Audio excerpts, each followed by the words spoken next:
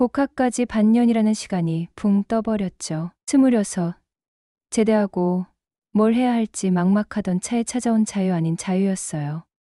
처음 며칠은 해방감의 게임도 실컷 하고 릴린 드라마도 정주행하며 그야말로 침대와 한 몸처럼 지냈거든요. 하지만 그런 생활도 일주일을 넘기니 슬슬 좀이 쑤시기 시작하더라고요. 부모님 눈치도 보이고 무엇보다 통장 잔고가 바닥을 드러내는 속도가 예사롭지 않았어요. 이대로 가다간 복학이고 뭐고 손 벌릴 처지였죠. 동훈아, 너 요새 뭐하냐? 작은 숙모의 전화는 그런 타이밍에 걸려왔어요. 숙모는 예전에 보험대리점에서 잠시 일한 경험이 있으셨는데 그때 알던 사무실에서 직원이 갑자기 그만두게 되었다는 거였죠. 혹시 너 거기서 몇 달만 일해볼 생각 없니?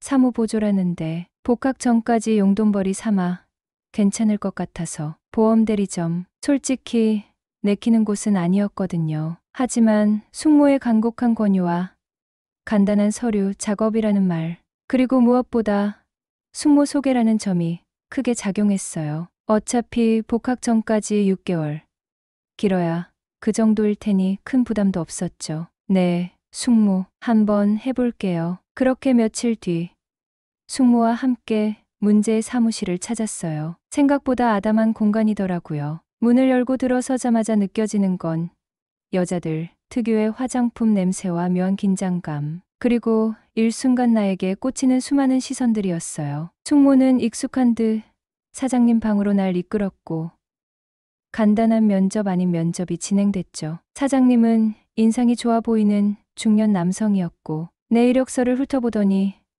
몇 가지 형식적인 질문을 던지시더라고요. 사실상 숙모 덕분에 이미 합격은 따놓은 당상인 듯했어요. 다음 주 월요일부터 출근할 수 있겠나? 네, 가능합니다. 그렇게 나는 얼떨결에 보험대리점 사무보조 아르바이트생이 되었네요. 첫 출근 날 나름 단정하게 차려입고 사무실 문을 열었죠. 숙모가 미리 언지를 해둔 덕분인지 다들 나를 기다리고 있었다는 듯한 분위기였어요. 사무실 구성원은 이랬거든요. 텔레마케터 아주머니 5분, 보험 설계사 아주머니 3분, 모든 살림을 도맡아 하는 듯한 총무 아주머니 1분, 그리고 프리랜서인지 가끔 출근하는 홈페이지 디자이너 1분이었죠. 거기에 실장님이라는 분도 여자였고 사장님과 나, 이렇게 단 둘만 남자였어요. 총원 12명 중 여자가 10명이었고요. 평균 연령은 어림잡아 40대,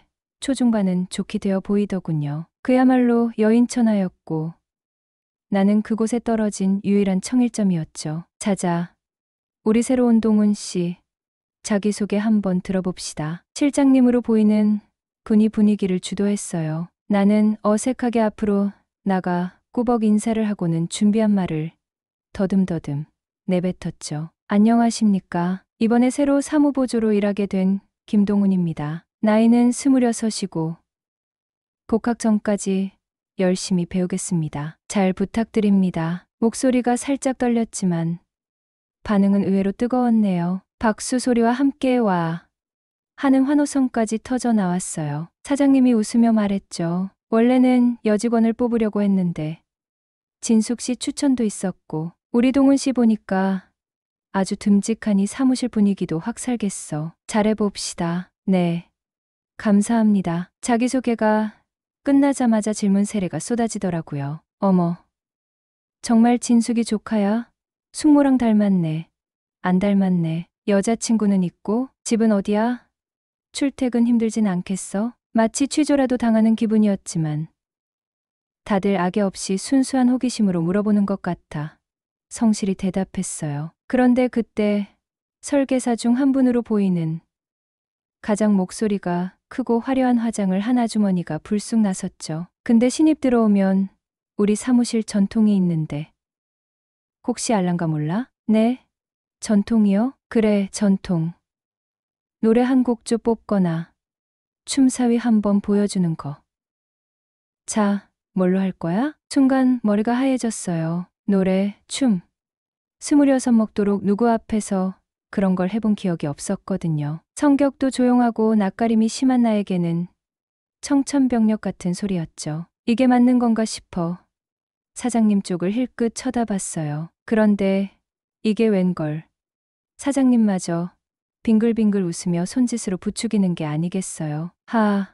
동훈 씨, 빼지 말고 한번 보여줘. 우리 직원들 사기 진작도 좀 시켜주고. 저 노래나 춤은 영 소질이 없어서요. 그리고 음악도 없이 무슨 어떻게든 빠져나가려고 둘러댔지만 그 아주머니는 호락호락하지 않았네요. 음악 걱정 마. 내가 즉석에서 라이브로 불러줄 테니까.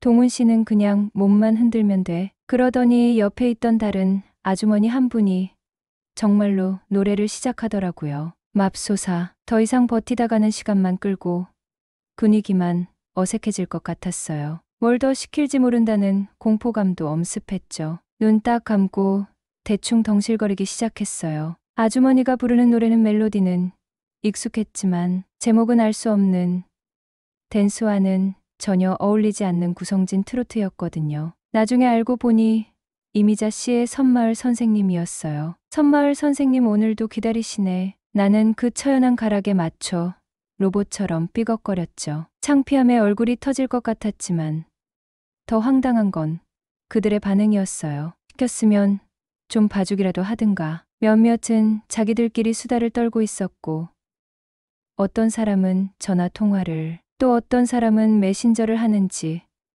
키보드를 속사포처럼 두드리는 소리가 사무실에 요란하게 울려 퍼지더군요. 그야말로 아무도 신경 쓰지 않는 나만의 재롱잔치였네요. 몇 분 같은 몇 초가 지나고 노래가 끝나자 사장님이 박수를 쳤어요. 이야, 동훈 씨, 춤은 좀 그래도 열정은 최고네. 자, 오늘 새 식구도 들어왔으니 저녁에 회식 한번 합시다. 회식. 그 단어에 순간 귀가 번쩍 뜨였죠. 약속도 없었고 이 어색한 분위기를 풀고 사람들과 친해질 좋은 기회라고 생각했어요. 퇴근 시간이 되자 다들 부산하게 움직이기 시작하더라고요. 1차 장소는 사무실 근처의 해물탕 집이었어요. 커다란 냄비에 푸짐하게 담겨 나오는 해물탕을 보니 절로 군침이 돌았죠. 처음에는 다들 나를 꽤 잘 챙겨주는 분위기였거든요. 꽃게도 발라주고 앞접시에 덜어주기도 하고 술도 억지로 권하지 않았어요. TV 드라마에서 보던 것처럼 신입에게 술 따르라고 시키거나 일어나서 노래하고 춤추는 그런 분위기도 아니어서 내심 다행이라고 생각했네요. 그렇게 간단히 저녁을 먹고 술도 한두 잔 기울이고 나오니 몇몇 분은 아이들 저녁밥을 챙겨줘야 한다며 먼저 집으로 향했어요. 사장님과 실장님, 그리고 나를 포함한 67명 정도가 남았죠. 자, 이대로 헤어지긴 아쉽지? 2차 갑시다. 문제는 2차부터였어요. 근처 호프집으로 자리를 옮겼는데 여기서부터 본격적으로 술잔이 돌기 시작했거든요. 소주와 맥주를 섞은 일명 소맥이 테이블 위에 연거푸 놓였어요. 분위기는 점점 무르익었고 사람들의 얼굴에도 하나둘 취기가 오르기 시작하더라고요. 그때 아까 나에게 노래를 시켰던 그 화려한 화장의 아주머니가 술 기운이 제법 올랐는지 혀가 살짝 꼬인 발음으로 내게 말을 걸었죠. 저기, 동훈 씨 아까 보니까 총각이라 그랬지? 올해 몇 살이라고 했더라? 네. 올해 26입니다. 아이고 한창 좋을 때네. 좋을 때야. 힘도 넘칠 나이고. 그녀는 의미심장한 미소를 지으며 내 팔뚝을 슬쩍 꼬집었어요. 그나저나 만나는 아가씨도 없고 외로워서 어쩐데. 쯧쯧쯧. 네?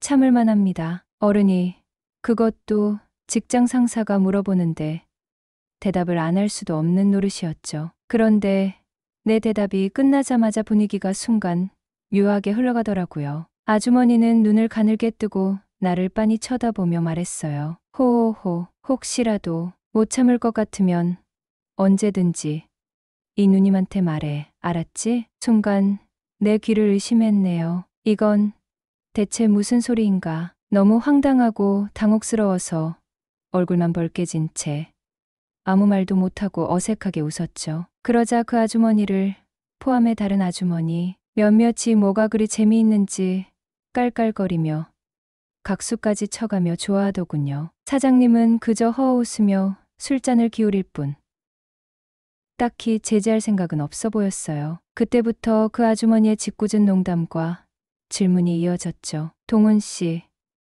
우리 러브샷 한번 할까? 연상은 만나본 적 있어?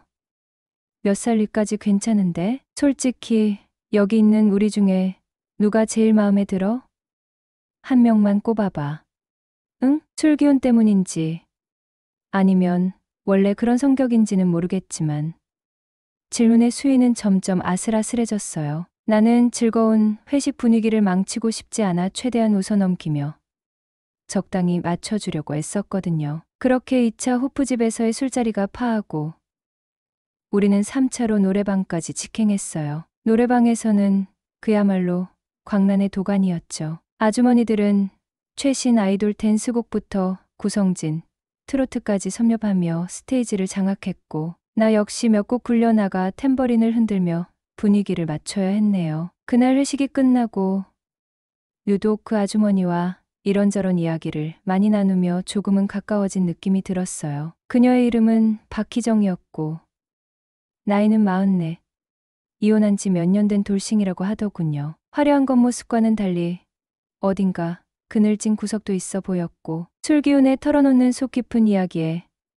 나도 모르게 귀를 기울이게 되었죠. 그렇게 알바를 시작한 지 약 2달이 지났을 무렵 나는 제법 사무실 분위기에 적응해 가고 있었어요. 간단한 서류 정리, 복사, 심부름 등 내가 하는 일은 단조로웠지만 아주머니들의 수다와 간식 공세 덕분에 지루할 틈은 없었거든요. 특히 희정 아주머니는 나를 유독 살갑게 챙겨주었어요. 커피도 자주 타주고 점심시간이면 맛있는 반찬을 내 도시락에 덜어주기도 했죠. 어느 금요일 퇴근 무렵이었어요. 동훈아, 너 이번 주말에 혹시 약속 있어? 가장 친하게 지내던 희정 아주머니였죠. 아니요. 별다른 약속은 없는데. 왜 그러세요, 휘정 씨? 어느새 호칭은 아주머니에서 씨로 바뀌어 있었거든요. 그럼 잘됐다. 내가 진짜 맛있는 오리불고기 집을 아는데 이번 주말에 나랑 같이 바람도 쐴 겸 먹으러 가지 않을래? 그녀는 자신도 주말에 집에만 있기 답답하다며 그 외로 나가서 맛있는 것도 먹고 기분 전환이나 하자는 것이었어요. 순간 살짝 놀랐지만 솔직히 말해 속으로는 왠지 모르게 그냥 좋더라고요. 군 입대 때 여자친구와 헤어진 후 거의 3년 가까이 제대로 된 연애는커녕 이성과의 만남 자체가 드물었던 나였죠. 비록 상대가 18살이나 많은 그것도 직장 상사인 아주머니였지만 누군가 나에게 호감을 보이고 함께 시간을 보내자고 제안하는 것 자체가 설레는 일이었어요. 어쩌면 괜히 무슨 일이라도 생길 것 같은 막연한 기대감 같은 것도 스멀스멀 피어올랐네요. 네, 좋아요. 저도 주말에 딱히 할 일 없었는데 잘 됐네요. 나는 흔쾌히 그녀의 제안을 받아들였어요. 찬밥 더운 밥 가릴 처지가 아니라는 생각도 한몫했죠. 그리하여 토요일 오전 우리는 희정 씨의 차를 타고 약속 장소로 향했어요. 차로 1시간 반에서 2시간 정도 걸리는 경기도 외곽의 한적한 유원지 근처에 있는 오리불고기 집이었거든요. 오랜만에 탁 트인 교회로 나오니 가슴이 뻥 뚫리는 기분이었어요. 희정 씨도 한껏 들떠 보이더군요. 우리는 차 안에서 이런저런 시시콜콜한 이야기를 나누며 달렸죠. 사무실 사람들 뒷이야기, 요즘 유행하는 드라마 이야기, 그리고 가끔은 그녀의 개인적인 이야기까지. 그녀는 마치 오랫동안 알고 지낸 편한 누나처럼 때로는 친구처럼 나를 대했어요. 목적지에 도착하니 과연 그녀의 말대로 식당은 사람들로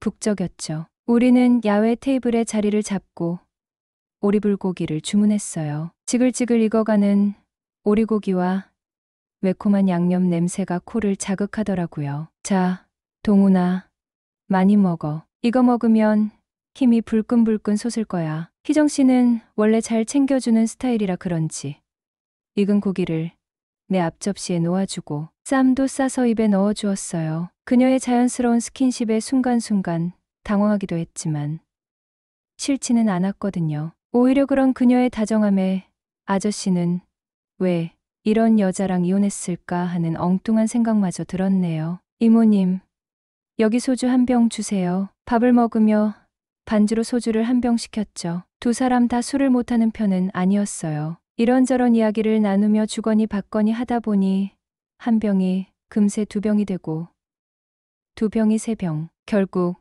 네 병까지 비우고 나서야 자리에서 일어났어요. 원래 목적은 식사와 가벼운 드라이브였는데 어느새 거나한 술자리가 되어버린 것이었죠. 식당에서 나왔을 때는 이미 해가 중천에 떠 있었고 날씨는 후텁지근했어요. 알딸딸하게 오른 술기운에 기분은 좋았지만 문제는 운전이었거든요. 희정 씨도 나도 도저히 운전대를 잡을 수 없는 상태였어요. 그 시간에 그해진 곳에서 대리운전을 부르기도 마땅치 않았죠. 어휴, 술도 많이 마셨고 날도 더운데 어떡하지? 희정 씨가 난감한 표정을 지으며 말했어요. 그러게요. 대리도 없을 것 같고. 그때 그녀가 갑자기 내 팔을 툭 치며 말하더라고요. 동훈아, 이 근처에 잠깐 쉬었다 갈 만한 데 없어? 술도 좀 깨고. 근처라고 해봤자 우리가 놀러 온 곳은 유원지 근처라 주변엔 온통 식당 아니면 카페, 그리고 군데군데 숙박업소들이 전부였거든요. 나는 슬쩍 그녀의 의중을 떠보듯 물었죠. 글쎄요, 마땅한 데라고는 모텔밖에 없을 것 같은데요. 내 말에 그녀는 잠시 망설이는 듯 하더니 이내 결심한 듯 말했어요. 그래, 그럼 뭐 가까운데 아무데나 들어가자. 너무 덥다. 그렇게 우리는 마치 오래된 연인처럼 자연스럽게 가장 가까운 모텔로 들어섰네요. 그날 오후 무슨 일이 있었는지 구체적으로 묘사하고 싶지는 않아요. 다만 그날 이후로 희정 씨와 나는 이전과는 확실히 다른, 훨씬 더 가까운 사이가 되었다는 것만은 분명했죠. 그리고 월요일 아무렇지 않은 척 사무실에 출근했어요. 희정 씨도 평소와 다름없이 나를 대했지만 우리 사이에는 은밀한 기류가 흐르는 것을 느낄 수 있었거든요. 그런데 점심시간이 끝날 무렵 총무 아주머니에게서 카톡이 왔네요. 동훈 씨, 나도 그 집 오리불고기 진짜 좋아하는데 혹시 이번 주말에 시간 되면 나랑 같이 먹으러 가지 않을래요? 내가 살게요. 메시지를 보는 순간 심장이 쿵 내려앉는 것 같았어요. 설마 벌써 소문이 난 건가? 희정 씨와 단둘이 유원지에 다녀온 것을 어떻게 알았을까? 괜히 거절했다가는 오해를 사거나 분위기가 더 이상해질 것 같았죠. 이미 엎질러진 물이라는 생각도 들었고요. 네, 좋아요. 저야 뭐 오리불고기 좋아하죠. 그렇게 나는 다음 주말 총무 아주머니와 함께 또다시 그 오리불고기 집을 찾았어요. 희정 씨와 갔을 때와는 또 다른 분위기였지만 결과적으로는 비슷한 흐름으로 이어졌네요. 그리고 그 다음 주 월요일 출근하자마자 이번에는 텔레마케터 아주머니 중 한 분이 내 자리로 슬그머니 다가와 작은 목소리로 속삭이더라고요. 동훈 씨, 나도 그 집 오리불고기가 그렇게 맛있다는데 나도 한번 데려가 주면 안 될까? 나는 더 이상 놀라지도 않았어요. 마치 정해진 수순을 밟는 것처럼 그 주 주말에도 나는 어김없이 그 오리불고기 집으로 향했죠. 희정 씨와의 첫 번째 오리불고기 데이트 이후 사무실의 다른 아주머니들과도 돌아가며 비슷한 주말을 보내게 된 것이었어요. 그녀들은 서로 경쟁이라도 하듯 각자의 매력을 어필했고 나는 그 사이에서 어쩔 줄 몰라 하면서도 그 상황을 받아들이고 있었거든요. 그렇게 알바를 하는 6개월 동안 나는 거의 매주 주말마다 빠지지 않고 그 문제의 오리불고기 집을 드나들었던 것 같아요. 처음에는 당혹스럽고 어색했지만 시간이 지날수록 그 관계들에 무뎌지고 심지어는 일정 부분 즐기기까지 하는 나 자신을 발견하게 되었죠. 그녀들은 나에게 물질적으로나 정서적으로 많은 것을 제공해 주었고 나는 젊음과 시간을 제공하는 일종의 암묵적인 거래 관계가 형성된 것 같기도 했어요. 6개월의 시간이 화살처럼 지나갔고 나는 복학을 위해 아르바이트를 그만두게 되었네요. 마지막 날 아주머니들은 아쉬워하며 송별회까지 열어주었어요. 시원섭섭한 마음으로 사무실을 나왔지만 그때까지만 해도 나는 내게 어떤 심각한 변화가 생겼는지 깨닫지 못했죠. 문제는 그 이후부터였어요. 복학 후 학교 생활은 순조로웠거든요. 동기들과도 잘 어울렸고 소개팅 제의도 심심치 않게 들어왔어요. 그런데 이상하게도 또래 여자들에게는 전혀 호감이 가지 않더라고요. 예전 같으면 설레었을 만한 상황에서도 아무런 감흥이 없었고 심지어 그녀들의 행동이나 말투가 유치하게 느껴지기까지 했어요. 나도 모르는 사이에 그 보험 사무실에서의 6개월이 내 여자 보는 취향을 완전히 뒤바꿔버린 것이었죠. 나보다 나이가 훨씬 많은 최소 7, 8살에서 많게는 12세 살까지 차이. 나는 연상의 여성에게만 이성적인 매력을 느끼게 된 것이었어요. 동갑이나 연하는 이제 여자로 보이지도 않았고 어쩌다 데이트라도 하게 되면 그녀들의 생각이나 관심사가 너무 어리고 유치하게 느껴져 대화 자체가 힘들더군요. 만약 20살 차이, 30살 차이라면 차라리 이런 고민도 없었을지 모르죠. 하지만 딱 7살에서 12살 정도 많은 연상, 그 애매한 나이대의 여성들에게만 반응하는 나 자신이 너무나도 혼란스러웠어요. 이건 정말 어디 가서 말도 못할 심각한 문제였거든요. 그 짧았던 6개월의 아르바이트 경험이 내 인생의 이성관을 이렇게 송두리째 흔들어 놓을 줄은 꿈에도 상상하지 못했네요. 나는 이제 어떻게 해야 하는 걸까? 이 낯선 취향은 과연 일시적인 혼란일까?